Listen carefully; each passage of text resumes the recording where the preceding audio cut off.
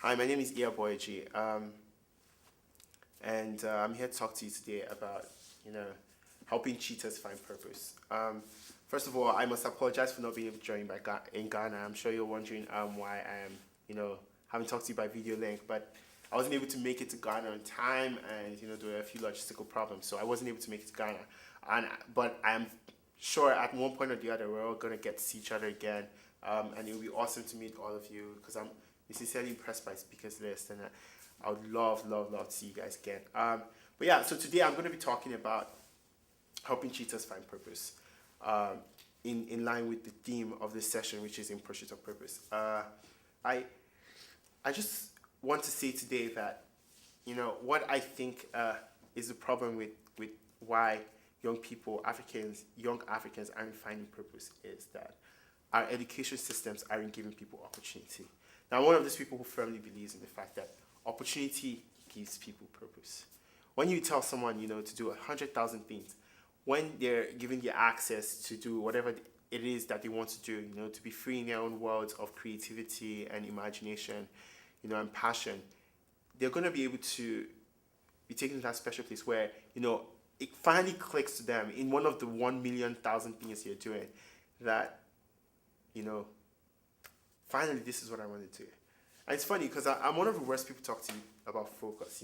One, I have a messy desk, like crazy messy desk. I do way too much stuff, and it shows itself. I often have a very messy desk, like literally. I'm very tired half the time, and I sleep in very odd places as a result. But then every once in a while that works out to one award or the other of some sort. So I guess it works well for us. But yeah, today I'm just going to talk about two ways that I think we can revolutionize education in Africa so that, kids can have the opportunity to pursue purpose, pursue something meaningful with their lives, apart from stealing government money or doing something stupid like that. But yeah, something meaningful in their lives.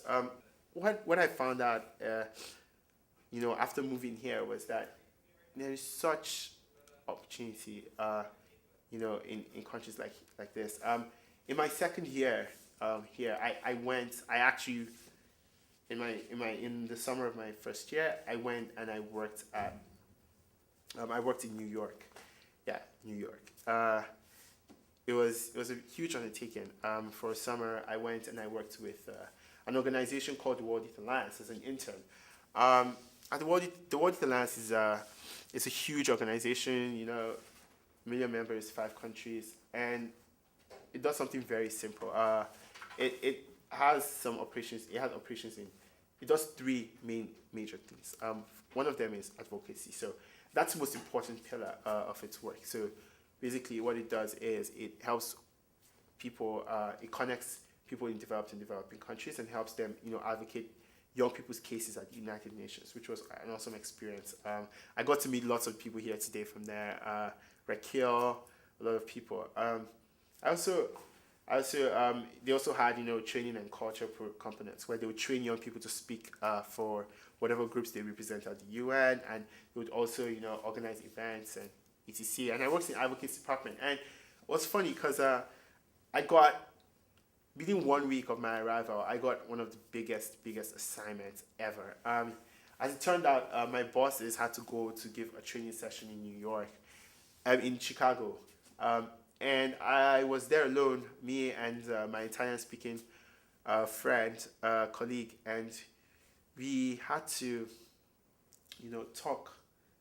go to handle a big conference, a huge advocacy conference with like gazillions of NGOs who know what they're talking about. And it was funny. It was a wonderful experience for me, but it was pretty funny because we went to it was the UN conference on the financial crisis and its impact on development, and we did pretty well. We in the conference, we went there with the goals to, talk about debt, talk about why we need to invest in young people, especially as far as education was concerned, as a way of coming out of the financial crisis.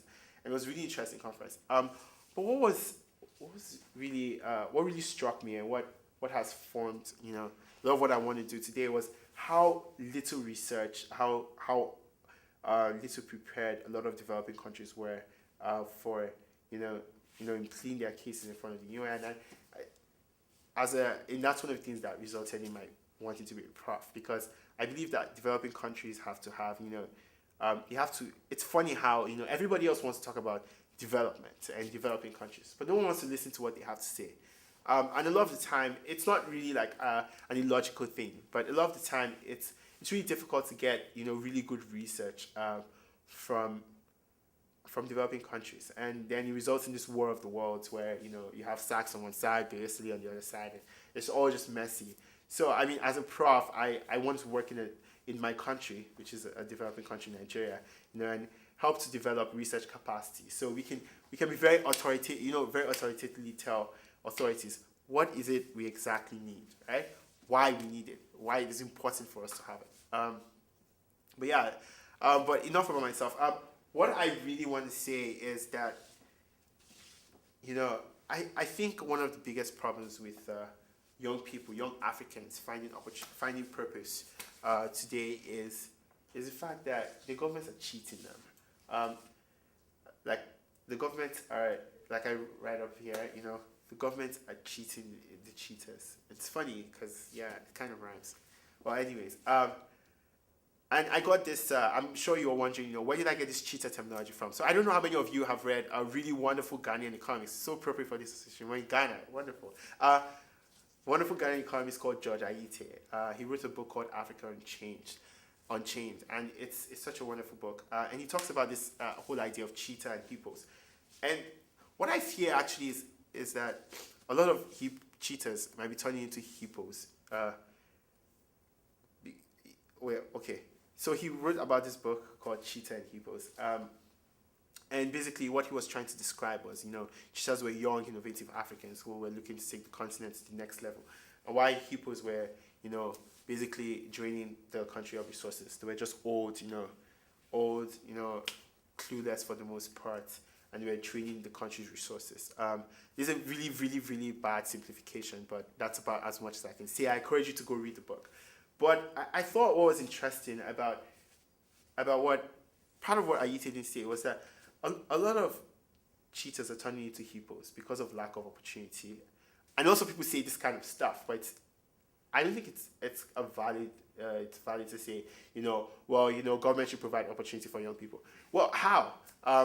And here's where I get into what exactly it is that I am doing to help out in this area. So right now, I'm working on a project called Project Cheetah. It's in its developing stages. And basically what we're working on is, trying to see how it is possible to provide cheetahs with opportunities before they begin to believe, stereotypical things like, nothing can be done right in Nigeria. You have to be a rich person to be able to do something good. You have to be rich to get opportunity.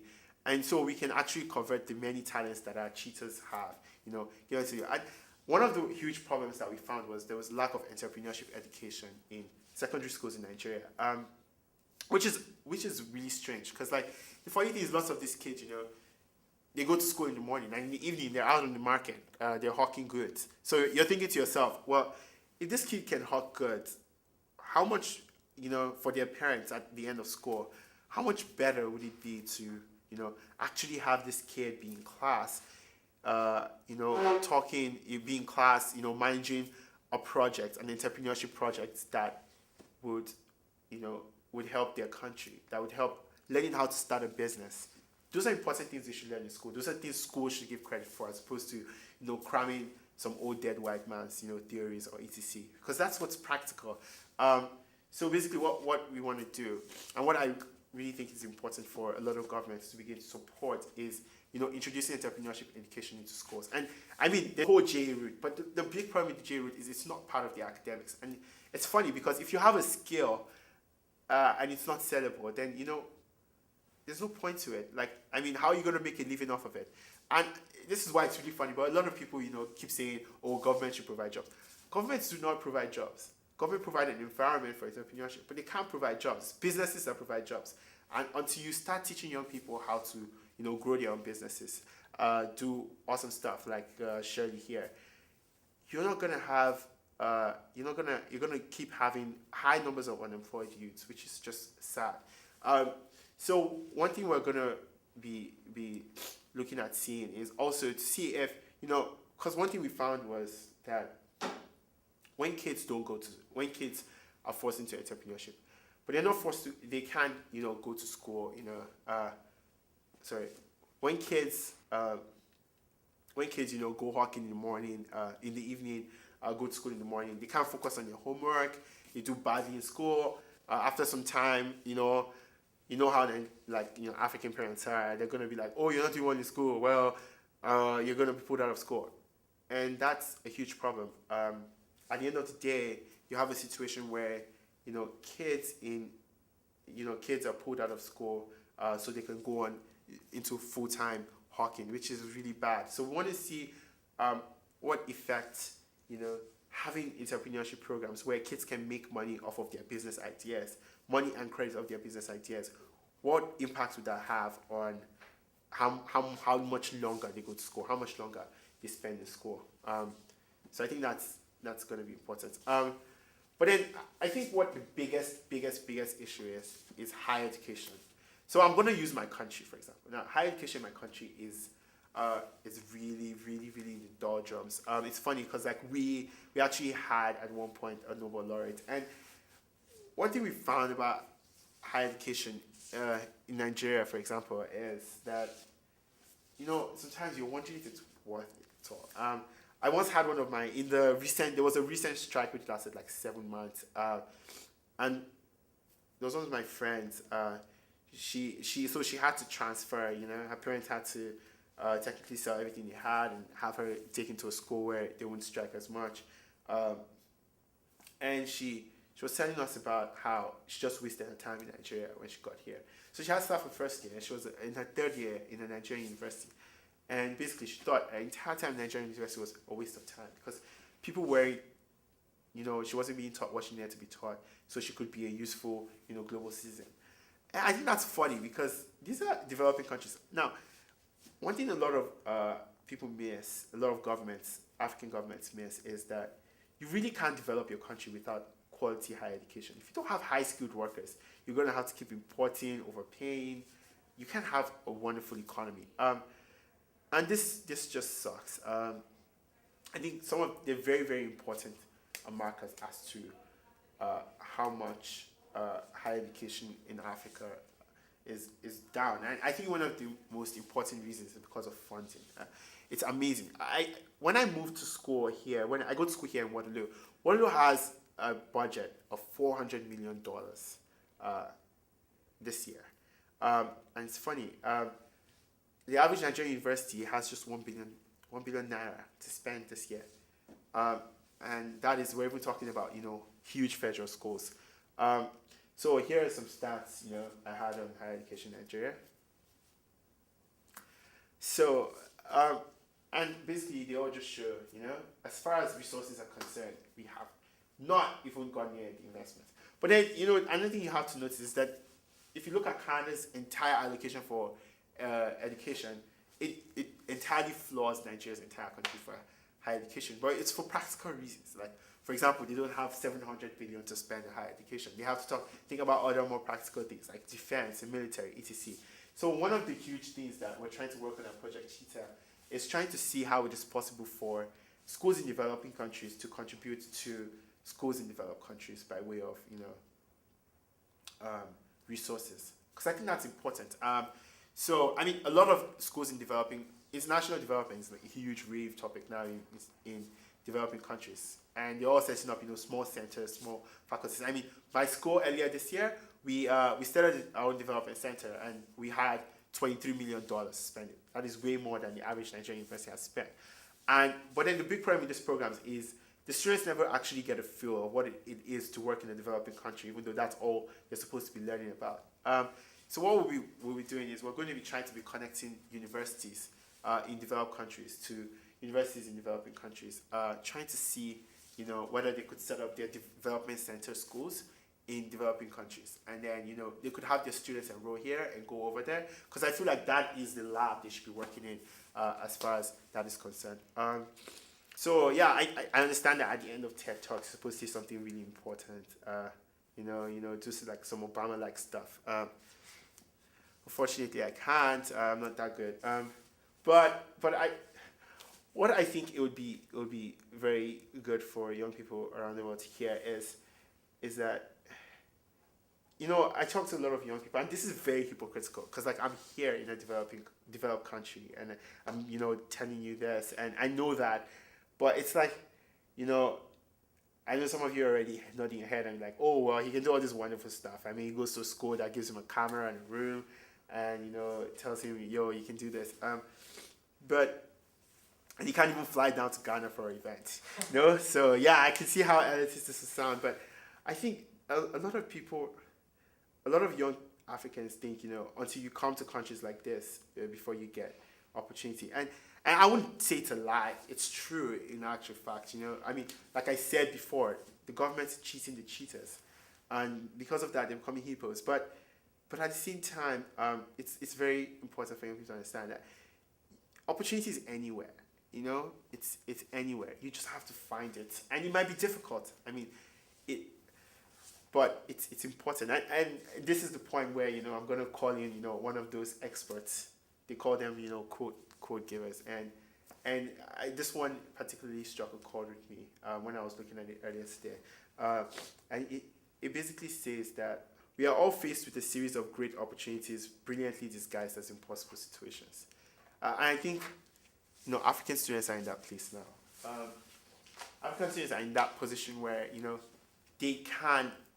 There is so much they have to contribute to the development of their countries, and I feel like I'm not trying to dib out Socrates or any of these things, but I feel like they have to make their research relevant in that area. They have to contribute in that area. And I feel like I don't know if they do this currently, but if they ask for support, if they ask for if you need anything to do this, I mean I'll be more than happy to oblige. But I feel like we need to get into more practical things. African education has to become more practical. And as a young person, I think young people have the power to do this.